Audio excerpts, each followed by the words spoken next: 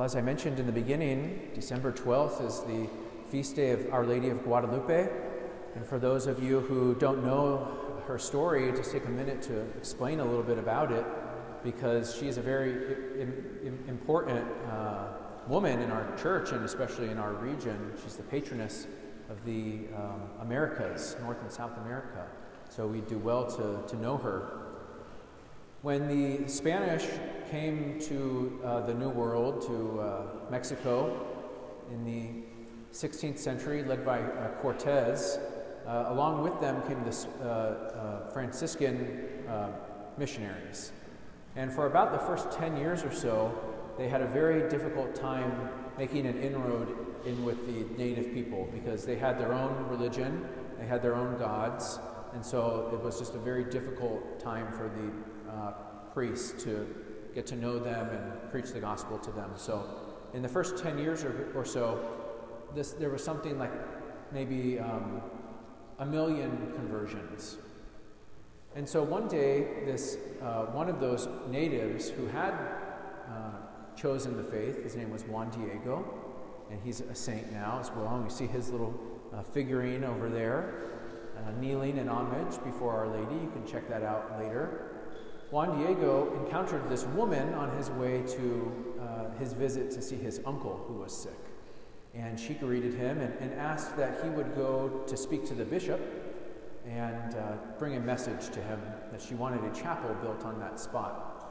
Juan Diego, he was in a hurry. He didn't really want to do this mission, but he didn't know it was Mary at the time, so he kind of avoided her. But she pursued him for several days, and she sent him to the bishop, and eventually he went and visited the bishop, but the bishop wanted a sign. And so he returned and he told Our Lady, he wants a sign. I don't know what I can do. And she said, I'll give you a sign. And so in the middle of winter, December, in Mexico City, flowers aren't really growing, but she helped him to gather some roses, which happened to be roses that only grow in Spain. So they gathered the roses and she arranged them in his tilma, which is a very coarse smock made out of cactus fiber, like a poncho. And they arranged them in the tilma, and he took them to the bishop. And when he unfurled the poncho to let the roses out, what was imprinted on the front of his tilma was the image of Our Lady. And the people who were in the bishop's office, they just were flabbergasted, because there was no way that Juan Diego, a humble peasant, could have created a piece like that. And if you do some research on the tilma now, 500 years later, it still exists in the basilica in Mexico City. Something made out of coarse cactus fiber, probably should have disintegrated within the lifetime of Juan Diego. It's still around. There are many scientific studies that have been done about this tilma. It is quite miraculous. The real miracle of the story, though, is that after the tilma was shared with the country and word spread that there was this image that had appeared, and there was this woman, the floodgates were open and the conversion started to happen in abundance. Because the native people saw in Our Lady somebody who was like them. She was a mestiza. She was a mixture of the native and the Spanish. And there are many images of their native culture that were brought into the image itself. For example, when they saw her standing on the moon in front of the sun, they intuited almost immediately that she was a woman who was more powerful than their sun god and their moon god. And those are the temples that they have just outside of Mexico City, dedicated to the sun and the moon, where they used to perform human sacrifice.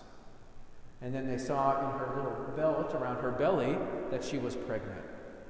And so they knew that the woman who was carrying God within her, somebody who was more powerful than their own gods. And so the conversions happened little by little. The moral of the story is that whenever God has a task that may be a little bit too difficult for us, he always sends Our Lady. Jesus sends his mother. And another reason why Our Lady of Guadalupe is so special is because in our age, there is a mission that seems to kind of be a little bit daunting for our time, and that is the pro-life movement. Our Lady of Guadalupe is the patroness of the pro-life movement. And if you've ever been to the Walk for Life in San Francisco, which is happening in January, end of January, you'll see many images of Our Lady of Guadalupe. And I hope that we can have a big group and go together and we can walk for life. Because you'll notice when you get there that probably 90 to 95% of the people who participate in the Walk for Life are Catholic. No surprises. And they have banners of their parishes, and they're praying the rosary, and they're singing songs, and it's an event that is full of joy. In the face of some opposition, which is quite nasty, on Market Street as you're walking from Civic Center to Embarcadero, there are some counter-protesters who are not too happy with the pro-life message, and so they chastise the people who are walking, but they just keep on going, they keep praying their rosaries, they keep singing their songs, and they keep waving their banners and their flags. And this happens to be one of them that I got when I was on the Walk for Life last year, and this morning we were waving it around as we sang Mañanitas. Our Lady of Guadalupe. Amidst the difficulties of life, the challenges, she is there to help us and to guide us. That is a great source of joy for us. And I want to delve into this aspect of our faith, joy. You know, the church asks us to reflect on it very intentionally for this weekend. And joy is important for us to understand rightly, Christian joy, religious joy, because outside in the world, the culture is offering us something that is similar, worldly happiness and worldly pleasure. But when you hold the two up next to each other, worldly pleasures and joys don't hold a candle to the type of joy that we have from following Jesus Christ. And there's a great depiction of that. The point I'm trying to make comes around every Christmas. It's a well-known story, one of the classics of English literature, and that is the story of A Christmas Carol. Have you ever heard that story? Seen that story? Who's the main character in that story? Ebenezer Scrooge. And he is a person who is the epitome of somebody who is going after earthly pleasure, earthly joys. The culture has told him to go after one thing, namely, and that is money. Right? And he is a miser for his money. He will not share it. He will not pay a fair wage to his employee, Bob Cratchit. But far from making him happy, from giving him joy, this miser, the root of that word, or the word that comes from that word, he is miserable. But the beauty of that story, what Dickens intuited so precisely, happens when Scrooge has these encounters with these three ghosts of Christmas past, present, and future, and he realizes in these visions just how much he is squandering his life. And at the end of the story, he makes this beautiful conversion, and he commits himself to sharing his wealth with others. He has finally experienced joy. He goes to Bob Cratchit, he helps a family, he helps Tiny Tim, and the novel tells us that he became like a second father to him. He makes this wonderful conversion. He experienced joy. So Christian joy is much stronger than the joys that the world offers us. Because the joy that the world offers us is dependent on these things, like money and pleasure and possessions and power. As soon as those things are taken away, the joy and the happiness that was promised also goes away. But Christian joy can endure even when all these things are stripped away. And Pope Francis mentioned this in one of the very first catecheses that he taught when he was elected Pope in 2013, and I wrote about it in my bulletin article this weekend, and I know you're all going to read it anyways. but I thought I would read for you this quote, this point that he's making about Christian joy. He says, "A Christian can never be sad, never give way to discouragement. Ours is not a joy that comes from having many possessions, but it comes from having encountered a person, Jesus, who is among us. Our joy comes from knowing that with him we are never alone, even at difficult moments." Our joy is one that comes not from having many possessions, but from encountering a person, Jesus, who is among us. And that's not a point that Pope Francis created on his own. Today's second reading is the source, really, of that. St. Paul is writing his letter to the Philippians, and he admonishes his community to rejoice, not just one time, but twice. "I'll say it again," he says, "rejoice, the Lord is near." And the interesting thing about this encouragement that he gives us is that the external circumstances in which he found himself in were not very good, we'll say. Anybody know from where St. Paul was writing that letter to the Philippians? Prison.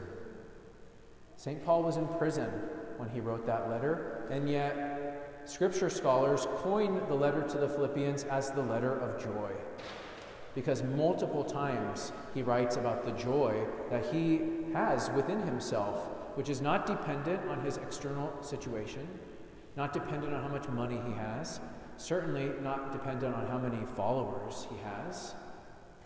He is grounded in the truth that Jesus Christ is near. And not just near as in the same locale as him, but within him. Because in other parts of his text, St. Paul says, "It is no longer I who live, but Christ who lives in me." And nobody could ever take that away from Paul.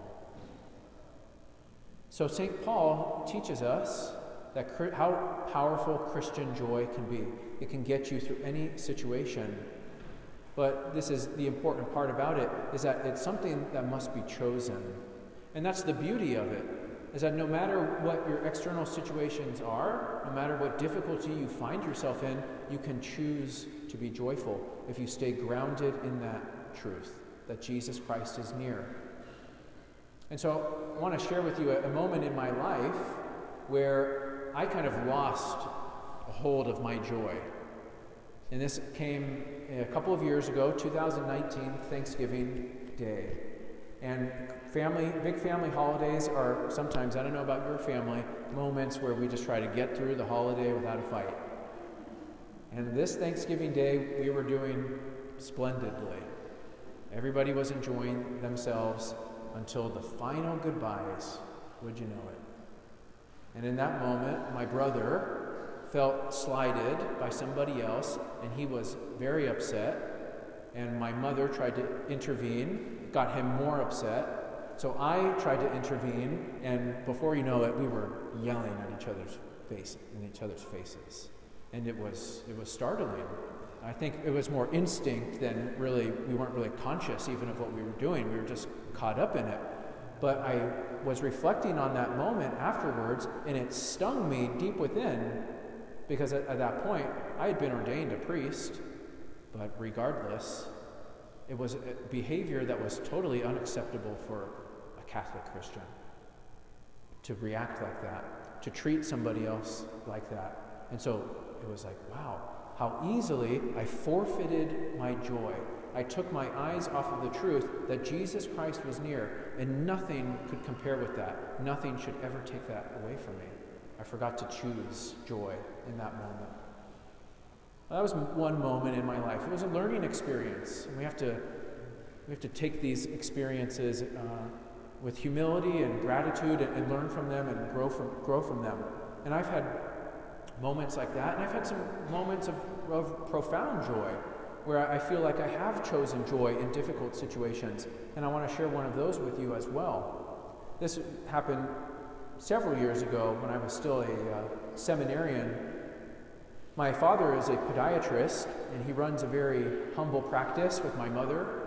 And one of the mainstays of his practice is to go to assisted living facilities on the weekends when he's not at St. Anthony's Clinic in the Tenderloin, or they're working at their little practice in Walnut Creek.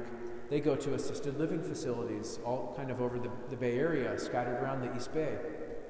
And sometimes when there would be a list of people that was exceedingly long, maybe 30 people, 40 people, they would ask me to go with them.